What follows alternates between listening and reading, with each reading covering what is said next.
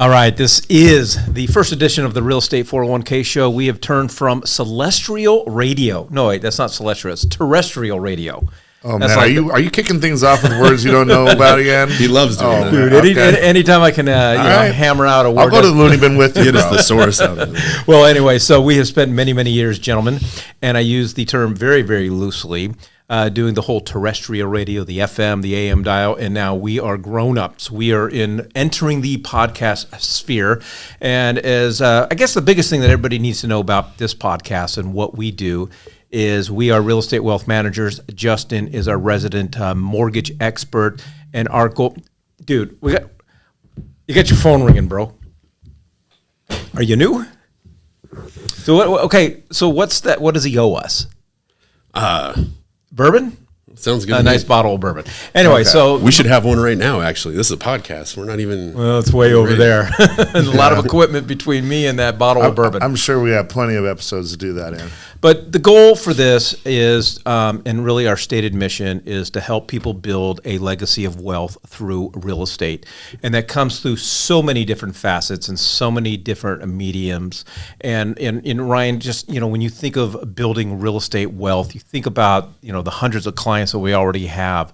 What comes to mind when you think about wealth through real estate? For me, it's always been anecdotal, man. The idea of building wealth through real estate was just beyond my wildest dreams when I was a kid. And then by the time I got into college, I was like, wait a minute, this stuff isn't hieroglyphs. This is actual real stuff, and it's not that difficult so long as you put some elbow grease into it, put some thought into it, and then, and kind of just get the courage. So it wasn't very long after I got into the real estate industry that I said, all right, I'm sitting on the wrong side of the table of this thing. Like, I need to start going over there where I'm helping these people that, quite frankly, were more savvy than I was at the beginning of my career, and they were teaching me while I was over there representing them over there on the contract side. But they were the ones making all the money, and I'm like, well, I'm happy for them, but what does that do for me and my family, right? And then what we've put together and what our trainings are that we've helped people just create that legacy of wealth has been that's been super rewarding. But right, like you just said, your question, trying to understand what does that mean to me? It means having that financial freedom for me and my family, and as we move forward into the future. I think, Justin, for me, a part of it is just helping people learn from the mistakes, and not so much the mistakes I've made. I've made a ton of mistakes when it comes down to real estate and my personal wealth, but avoiding those missed opportunities. And so I always joke, like, my dad, God rest his soul, 13 years, deceased from us. And one day when I do reunite with him in heaven or wherever that place is, I'm hoping it's heaven. I'm hoping, my line, when I walk into the throne room of God, I'm like, I'm with Junior. But I have my wagers. But it's like, okay, first of all, Dad, why'd you let me major in PE? Okay, that's my degree. It's physical education. But the other thing is, he just wanted you to do something. Not everyone can be doctors, okay, man? Stay in your lane. But for me, it's my dad never sat me down, who was a very savvy businessman, of really just having those discussions about real estate, how to leverage real estate. Because, none of us in this room know any wealthy people on the face of the planet that does not have real estate in their portfolio. Right. And I've got a list. I've got 6 homes on my resume that, had I not sold, I'd be a multimillionaire today. But I sold because nobody really sat down with me and explained that whole real estate wealth management, conversation and the process. Yeah, it's the wisdom of the business, it's endless, right? Like, just like you were saying, missing opportunities. But my grandfather was huge into real estate, and unfortunately, he passed away when I was 10. So he really didn't sit down with me and explain how he did it. But just stop banging the table. Stop banging the table. You stop banging the table. I love talking with my hands. I just won't bang the table. You can talk with your hands, but you don't have to beat the crap out of the table. The table didn't do anything. No. But sharing the loopholes or the wisdoms of the business is huge.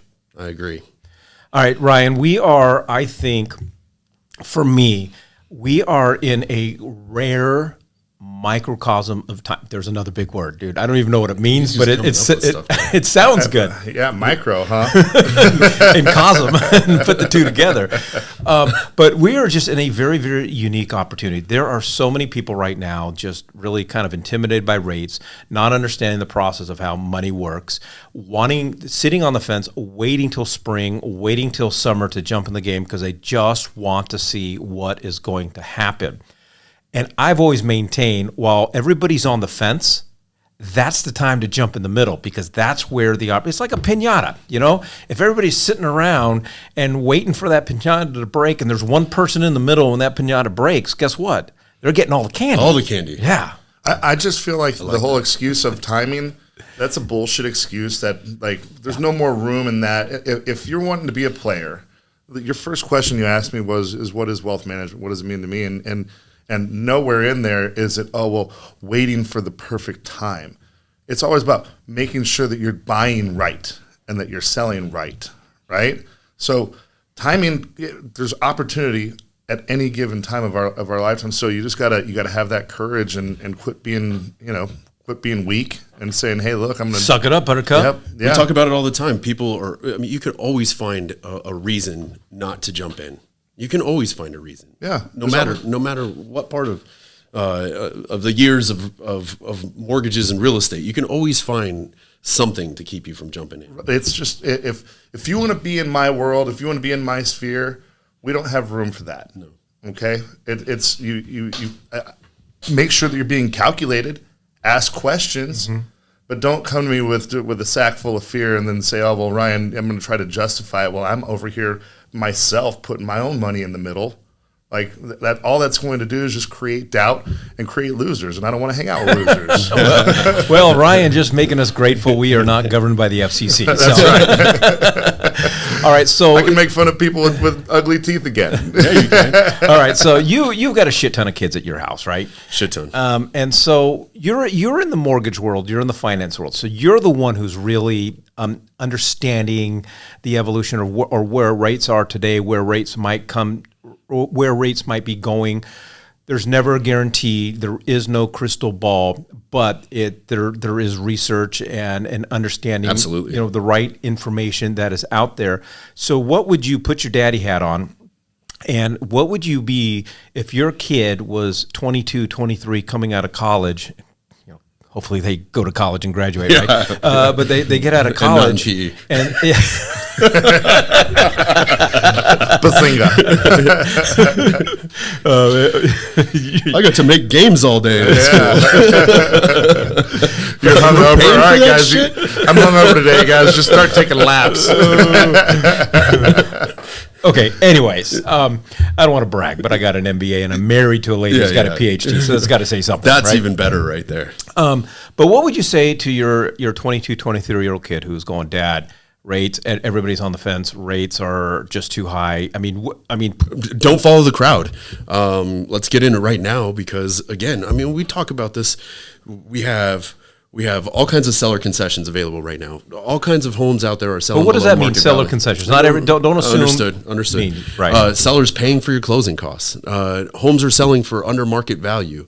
Yes, rates are higher, but we do know based on the statistics and the information, and history that interest rates are going to be going down. We just saw it today. Inflation year over year dropped to 0.3%. Although that month over month it went up, year over year is the way that we're calculating inflation, and interest rates follow that year over year number. So we saw a 0.25% difference today. We were expecting that January is going to be better and February is going to get even better. So get the deal while you can. Get the deal now. Right. Because you're not going to get it. There's no better time to get a good, you're not going to get this price, this opportunity, Ryan, I think this summer. If we are correct and the predictions are correct, let's just say we wake up in end of April, beginning of May, rates are in the high 4s to low 5s. Everybody who missed out a year ago, 2 years ago because of the buyer frenzy, I don't think we're going to have the same type of buyer frenzy. I do. You do? I do. Okay. I think it's possible in some areas. I think the moral of the story, though, is this is a business. Whether you're a part-time real estate investor or owner, or you're a full-time, you have to be crazy to think that you're going to start up a business and immediately become hugely successful and profitable off of it. True. Like what kind of business model has that built in there? That's logical. I mean, you have to prepare for that. Yeah, you say, okay, year one or even the first 6 months might sting a little bit, right? I might have to leverage myself a little bit more than I want, right? Or, I might even take a loss.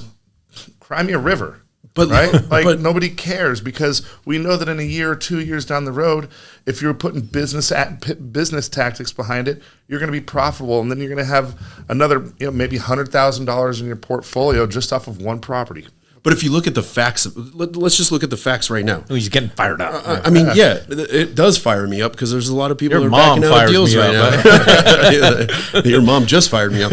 I mean, let's say the average appraisal's coming in probably $9,000 higher. I mean, we're seeing some that are $40,000, $50,000 higher. Let's just say $9,000. Let's say you get $8,500 in seller concessions, $17,500, right? Yes, rates are higher. So let's say because of the rate, your payment's $250 higher. How long of paying $250 gets you to $17,000? I mean, that's completely tax deductible. Correct. So if it takes you 2 years to refinance it, you're still winning, and it's a good deal right now. Right now. I'm just going to say, and I don't like to disparage other people in our industry. I know you do, Ryan. I'm not scared. As real estate professionals, agents, realtors, whatever you want to call us, we're real estate wealth managers. We are not all created equally because these conversations, most consumers are not having with their real estate professional. But one of the pushbacks that I get, and this is what we're going to end on, is, especially with overcoming rates and so forth. Well, my friends say this, or my grandparents say this, or my aunt and uncle say this, and I commonly respond to them, and depending on the answer, I might agree with their aunt or whatever, but the question is if your aunt and uncle or your friends or someone's trying to talk you out of building wealth through real estate, ask them this: what are you doing to fund my retirement? Because oftentimes Aunt Ethel and Uncle Joe, they're not helping you. They're not going to help you with your retirement. Your friends aren't pitching into your retirement. You've got to take your own future, your own retirement by the balls and control it and make it. You can't rely on anyone else. I would want to see their resume. I'd want to see their portfolio. Okay, well, let's start with that too. Yeah, cool. Your Uncle Ed. I agree with that. That's great and everything. What is he? He's probably bought and sold 4 or 5 homes over his entire lifetime, but never kept any of them. Never seen one nickel of passive income. Stop it. Love it. Right? I love that. If you're taking advice from somebody that has never owned an income-producing property, stop the madness. Just stop it. Mm-hmm. And then if you're talking with someone who's never even owned a property, smack yourself around. Yeah. I mean, seriously, because it's your own future. Oh, crap. Just hit the table again twice. We're going to have a soundproof table. Yeah, we're going to have to get a soundproof table. Anyways, appreciate everybody joining us today. This is the Real Estate 401k program where we are here to help you build wealth through real estate. Is there a countdown? Nope. All right. Do we get another clap?